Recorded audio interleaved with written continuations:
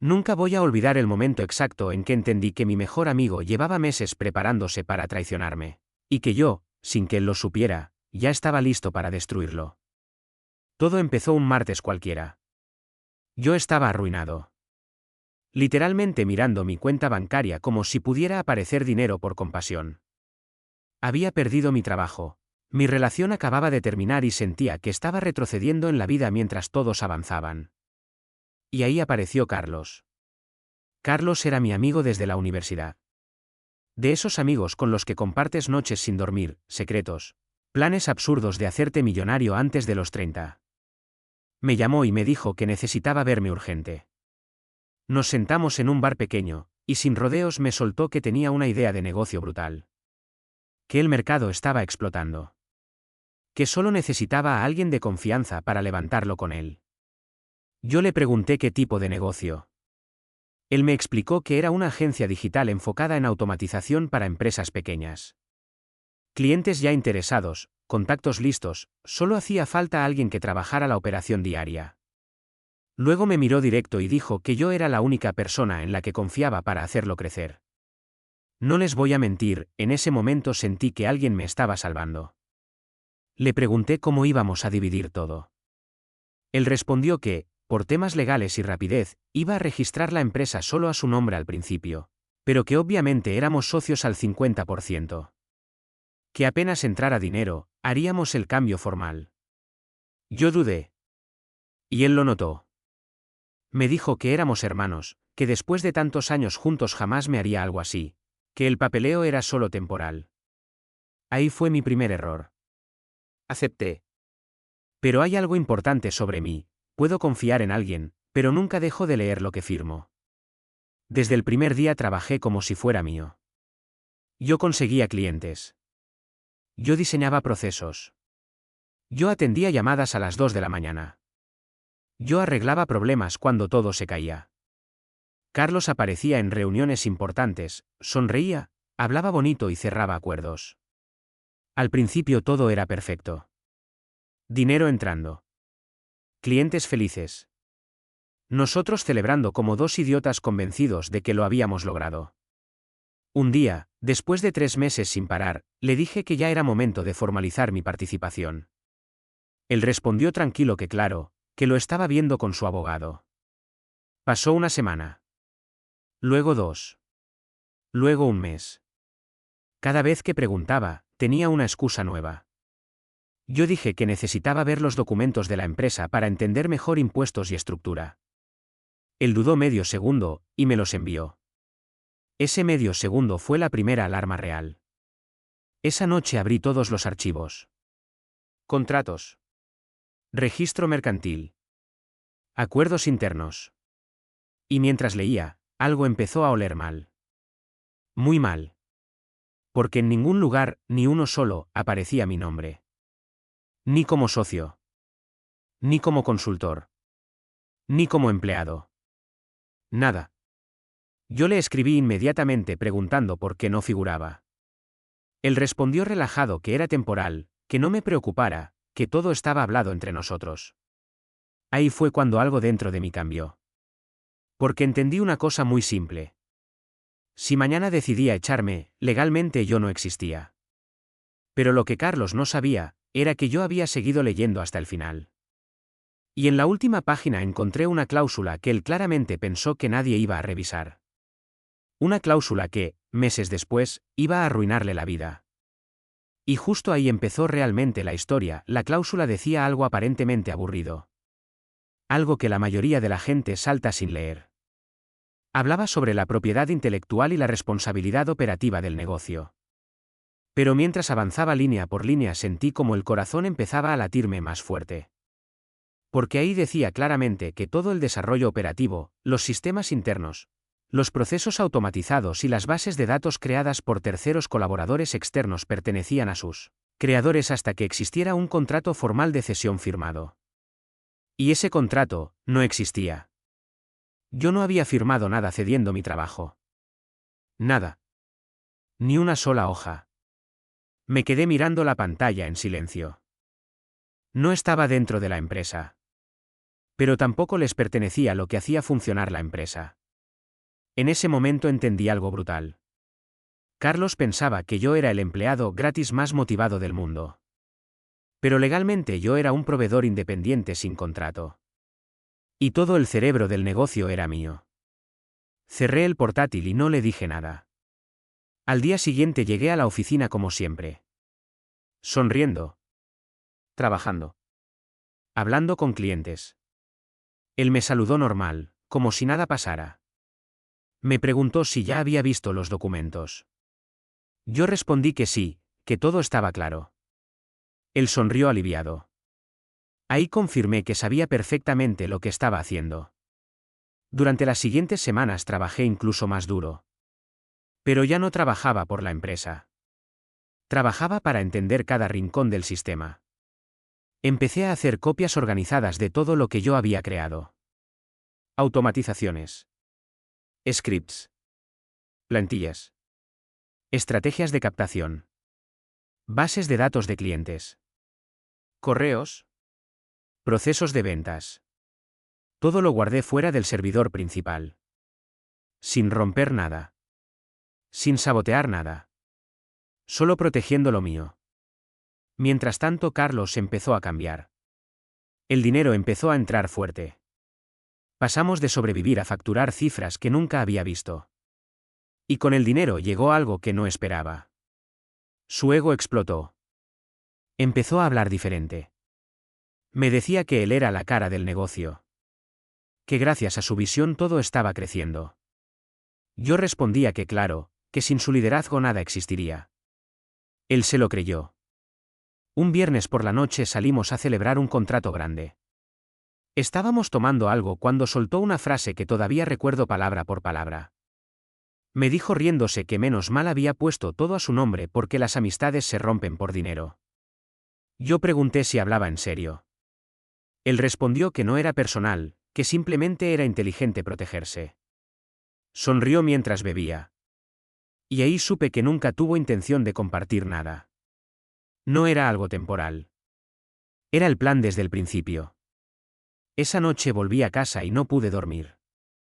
No estaba triste. No estaba enfadado. Estaba frío. Analizando.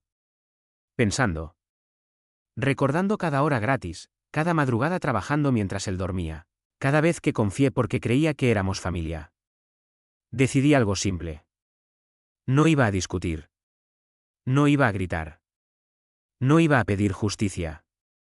Iba a dejar que él mismo me entregara la victoria. Empecé a actuar diferente. Menos disponible. Más observador. Carlos empezó a notar que dependía completamente de mí. Cuando algo fallaba me llamaba desesperado. Yo respondía tranquilo. Solucionaba todo rápido. Eso solo reforzaba su confianza en que nunca me iría. Un día me dijo que estaba hablando con inversionistas. Que pronto la empresa valdría millones. Yo respondí que increíble. Él añadió que después veríamos cómo recompensarme. Recompensarme. Esa palabra me atravesó. Ya no hablaba como socio. Hablaba como jefe. Y ahí llegó el primer gran giro. Una mañana recibí un correo de un cliente importante preguntando por cambios en el contrato operativo. Cambios que yo no había autorizado. Revisé el documento. Carlos había firmado acuerdos usando procesos diseñados por mí, vendiéndolos como propiedad exclusiva de la empresa. Técnicamente estaba comercializando algo que legalmente no le pertenecía. Me quedé mirando la pantalla y sonreí por primera vez en semanas.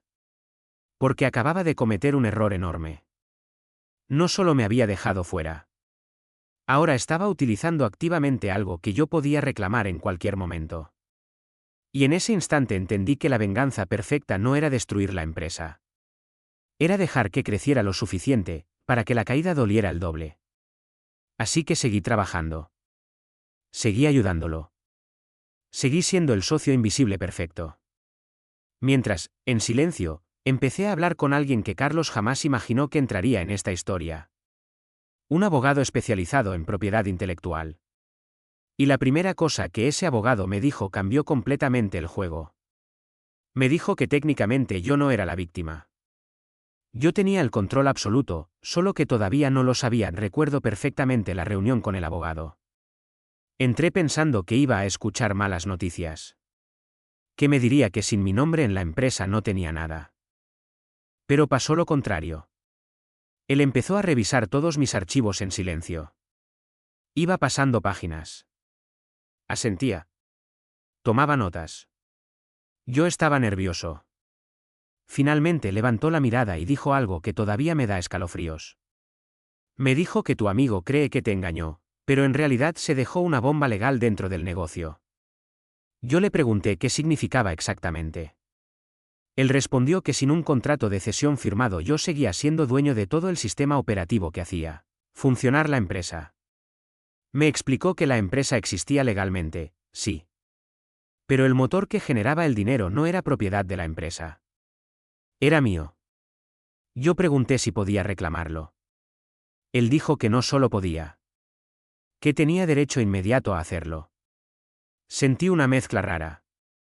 Alivio. Rabia. Y algo más oscuro. Paciencia. Le pregunté cuál era la mejor estrategia. Pensé que me diría demandar ya mismo. Pero negó con la cabeza. Dijo que atacar ahora sería un error. Me explicó que la presión legal funciona mejor cuando el otro lado tiene algo que perder. Y Carlos todavía no tenía suficiente que perder. Ahí nació el plan. Durante los siguientes meses seguí actuando exactamente igual. Trabajaba. Sonreía. Bromeaba. Incluso ayudé a Carlos a cerrar contratos enormes. Él empezó a confiar aún más en mí. Me llamaba hermano frente a clientes. Decía que yo era parte fundamental del equipo. Pero jamás movía un dedo para formalizar nada. Cada vez que mencionaba el tema decía que pronto, que solo faltaban detalles. Mientras tanto la empresa explotó. Pasamos de ser dos tipos trabajando desde laptops a tener empleados. Oficina. Diseñadores. Comerciales. Clientes internacionales. Facturación mensual absurda. Y algo cambió definitivamente en Carlos. Empezó a tratarme diferente cuando había otras personas presentes. Me corregía delante del equipo. Tomaba decisiones sin consultarme. Una vez dijo en una reunión que él había creado todos los sistemas internos. Yo me quedé callado.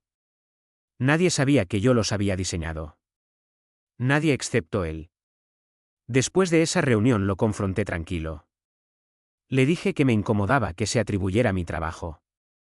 Él respondió riéndose que no fuera sensible. Que al final todo era de la empresa.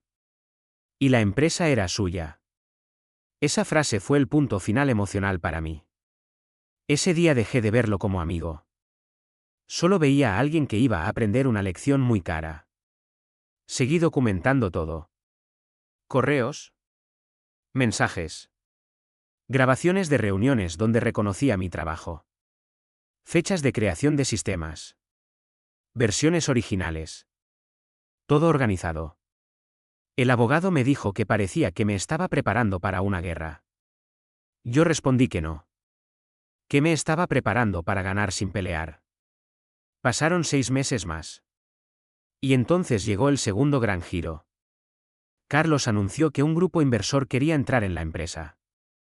Hablaba emocionado. Decía que la valoración superaba el 1.000.000 de euros. El equipo celebraba. Yo también sonreía. Pero por dentro sabía exactamente lo que iba a pasar. Porque durante el proceso de due diligence los inversores revisan todo. Propiedad intelectual. Derechos. Contratos. Licencias. Y ahí iba a aparecer el vacío legal. Carlos me pidió ayuda para preparar la documentación técnica. Dijo que nadie entendía el sistema mejor que yo. Yo respondí que claro, que contara conmigo. Preparé absolutamente todo. Diagramas perfectos. Explicaciones detalladas. Manuales. Todo impecable. Pero omití algo muy importante. Nunca entregué ningún documento que cediera la propiedad del sistema. Porque no existía. Una semana después los inversores pidieron una reunión urgente. Yo estaba presente. Carlos entró confiado, pensando que cerraríamos la inversión. El representante del fondo habló tranquilo. Dijo que el negocio era impresionante, que el crecimiento era real, pero que había un problema crítico. Preguntó quién era el propietario legal de la infraestructura operativa. Carlos respondió inmediatamente que la empresa. El inversor dijo que según la revisión legal eso no era correcto. Y entonces todos giraron la cabeza hacia mí. Sentí el silencio más pesado de mi vida. Carlos me miró confundido. Yo mantuve la calma. El inversor explicó que el creador original del sistema conservaba los derechos completos. Que sin transferencia legal firmada la empresa no poseía su propio producto. Carlos empezó a ponerse rojo. Me preguntó delante de todos si eso era cierto. Yo respondí tranquilo que sí, que técnicamente siempre había sido así. El inversor dijo que sin resolver ese punto no podían invertir ni un euro. La reunión terminó en tensión absoluta.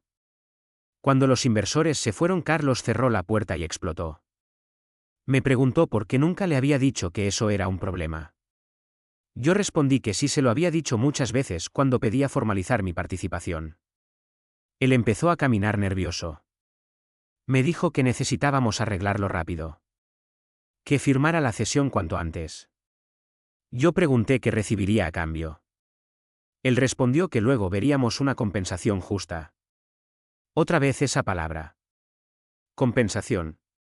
Ahí supe que todavía no entendía nada.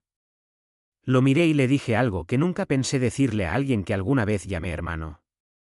Le dije que ya no quería compensación. Que ahora íbamos a negociar como dos desconocidos.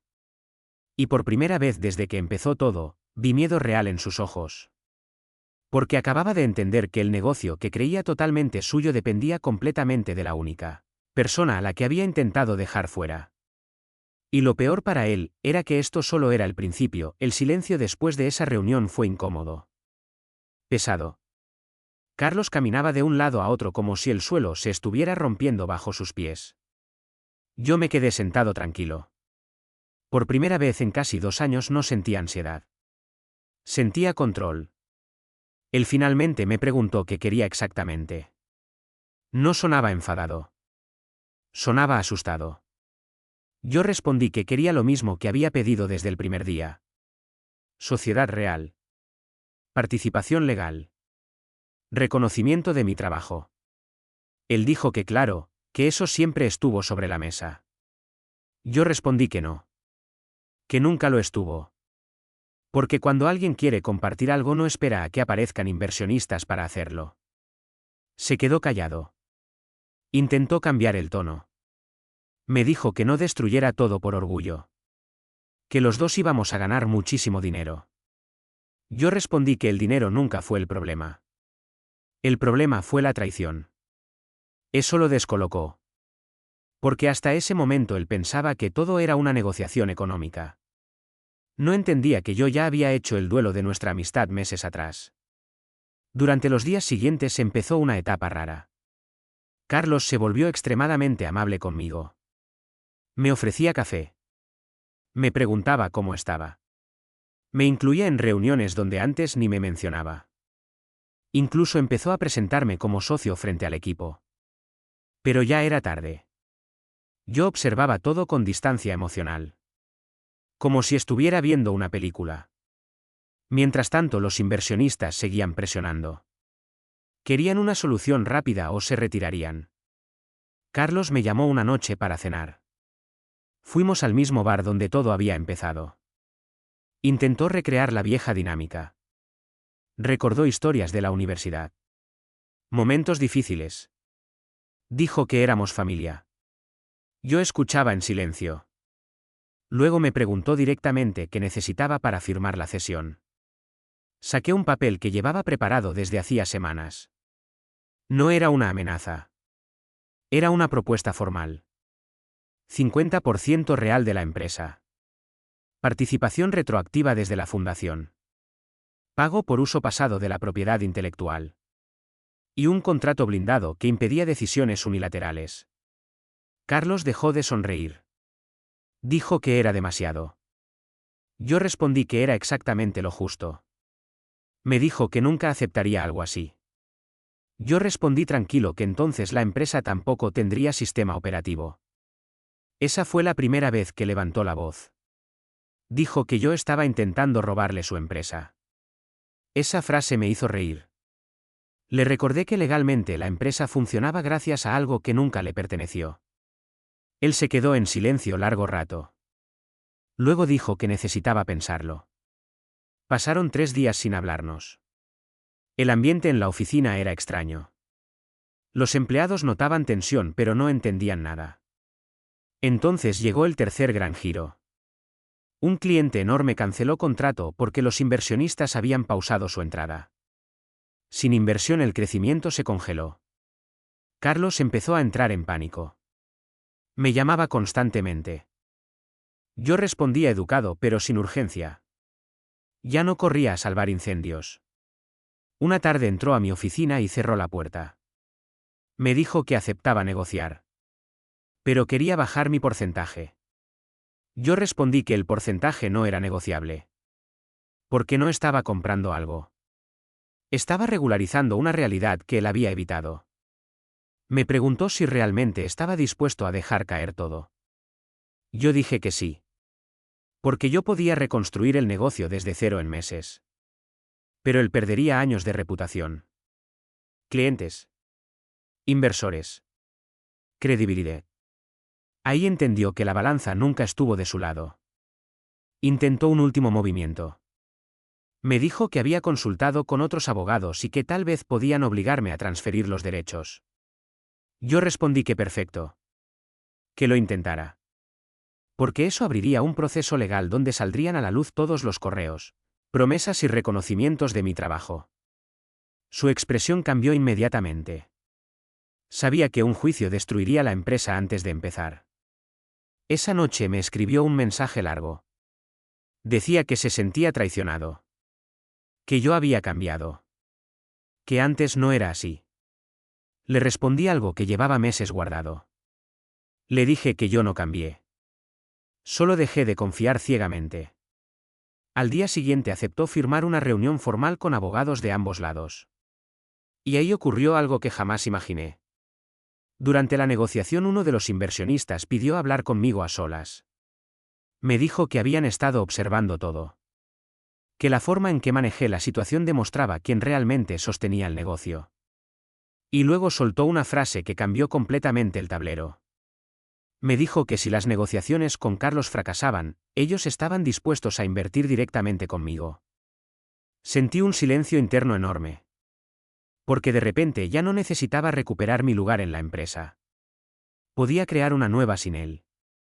Y por primera vez apareció una pregunta que no esperaba hacerme. ¿Quería justicia, o quería algo mucho más grande? Levanté la mirada y entendí que la verdadera venganza todavía no había empezado. Salí de esa conversación con los inversionistas y sentí algo extraño. No era felicidad. No era rabia. Era claridad absoluta. Durante meses había pensado que todo esto era una pelea por reconocimiento. Por justicia. Pero en ese momento entendí que el verdadero poder no era recuperar lo que Carlos intentó quitarme. El verdadero poder era decidir si él seguiría formando parte de mi futuro. Volví a la sala de negociación. Carlos estaba sentado rígido junto a su abogado. Apenas me miró. Yo sabía que estaba agotado. Llevaba días sin dormir. La presión financiera empezaba a aplastarlo. Los inversionistas hablaron primero. Dijeron que necesitaban una resolución inmediata. O acuerdo o abandono total del proceso. El abogado de Carlos propuso reducir mi participación al 20%. Argumentó que legalmente la empresa ya existía y que yo solo aportaba un componente técnico. Yo respondí tranquilo que sin ese componente técnico la empresa no tenía producto. Hubo silencio. Los inversionistas asintieron levemente. Carlos evitaba mirarme.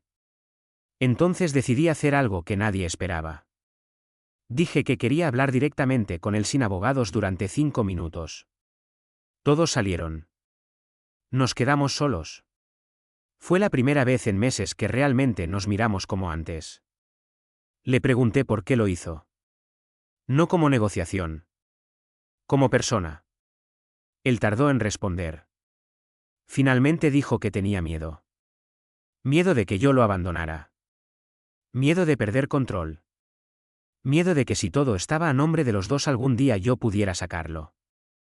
Me quedé en silencio procesando eso. Porque en su intento de protegerse terminó creando exactamente lo que temía. Le dije que el problema no fue protegerse. Fue mentir. Prometer algo que nunca pensó cumplir. Él bajó la mirada. Dijo que pensó arreglarlo después. Cuando el negocio fuera grande. Cuando todo estuviera seguro. Pero el tiempo pasó y cada vez le resultaba más difícil admitirlo. Esa confesión no arregló nada. Pero explicó todo. Volvimos a la sala. Y entonces hice la jugada más fría de toda la historia. Dije que estaba dispuesto a firmar la cesión completa del sistema operativo a la empresa, bajo una condición diferente a la anterior. Todos se inclinaron hacia adelante. Carlos levantó la cabeza sorprendido.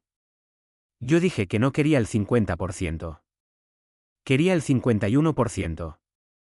Y control conjunto obligatorio en todas las decisiones estratégicas. Nadie habló durante varios segundos. El abogado de Carlos empezó a protestar inmediatamente. Pero los inversionistas pidieron silencio. Uno de ellos dijo algo clave. Que sin resolver la propiedad intelectual la empresa valía prácticamente cero. Así que la propuesta debía evaluarse seriamente. Carlos me miraba como si no reconociera a la persona frente a él. Porque ya no estaba negociando desde la emoción. Estaba negociando desde el poder real. Él pidió un descanso. Salió de la sala. Pasaron 20 minutos eternos. Yo sabía que estaba enfrentando la decisión más dura de su vida. Aceptar significaba admitir que nunca tuvo el control absoluto. Rechazar significaba perderlo todo. Finalmente volvió. Se sentó. Respiró profundo. Y dijo que aceptaba. Firmamos esa misma semana. Documentos oficiales. Transferencias legales. Reconocimiento retroactivo. Participación mayoritaria para mí. Cuando puse la firma sentí algo inesperado. No alegría. No triunfo. Solo cierre. La guerra había terminado antes de empezar realmente. Pero la historia no acabó ahí. Porque el cambio en la dinámica fue inmediato. El equipo empezó a verme diferente. Los inversionistas hablaban directamente conmigo. Las decisiones estratégicas pasaron a depender de ambos. Y Carlos empezó a apagarse. Ya no era el líder seguro. Estaba tenso. Defensivo. Cada reunión parecía una batalla interna para él. Intentaba recuperar autoridad constantemente. Interrumpía decisiones. Cuestionaba procesos que él mismo había aprobado antes. Yo intenté mantener profesionalismo. Le di espacio. Intenté reconstruir algo parecido a confianza laboral. Pero había algo roto que no podía repararse. Un mes después ocurrió algo que nadie vio venir. Una empleada del equipo financiero pidió hablar conmigo en privado. Me mostró movimientos extraños en cuentas internas. Pagos aprobados directamente por Carlos. Gastos personales disfrazados como inversión empresarial. No eran cantidades pequeñas. Mi estómago se cerró. Porque entendí inmediatamente lo que estaba pasando. Carlos no solo había intentado quedarse con todo al principio. Ahora estaba intentando recuperar dinero por otro camino. Lo confronté esa misma tarde. Le pregunté directamente por los movimientos. Él respondió que eran gastos estratégicos. Yo le mostré pruebas claras. Facturas personales. Viajes no autorizados. Transferencias dudosas. Su expresión cambió de defensa a desesperación. Dijo que solo estaba tomando lo que sentía que había perdido. Y ahí llegó el momento más triste de toda la historia. Porque ya no estaba viendo a un amigo ambicioso. Estaba viendo a alguien que se estaba destruyendo solo. Le dije que eso tenía que parar inmediatamente. Que no pensaba iniciar un conflicto legal si corregía todo. Pero su reacción fue inesperada. Me acusó de haberle robado su sueño. Dijo que yo había planeado todo desde el principio.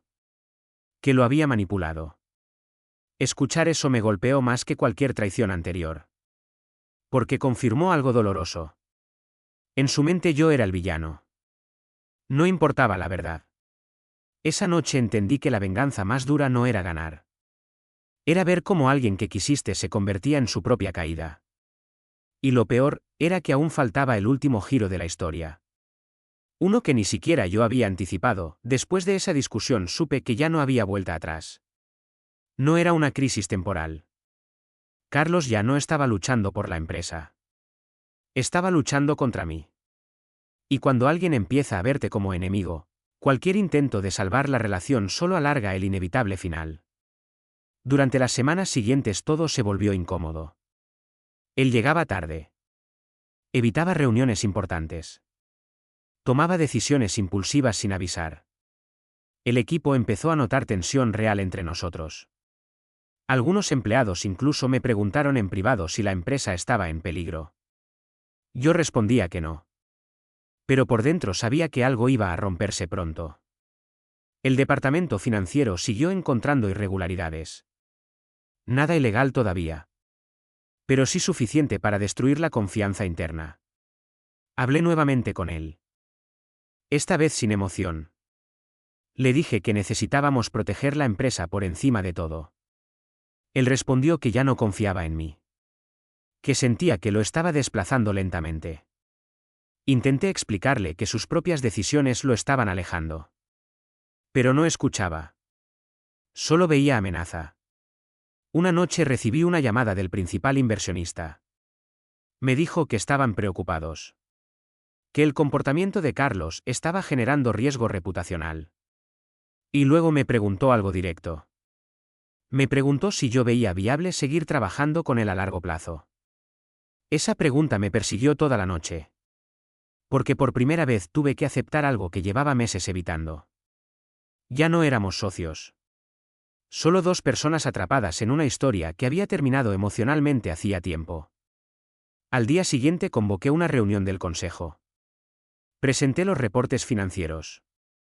Las decisiones unilaterales. El impacto en el equipo. No exageré nada. Solo hechos. Carlos intentó defenderse diciendo que todo era un ataque personal. Pero los números hablaban solos. Los inversionistas propusieron una solución clara.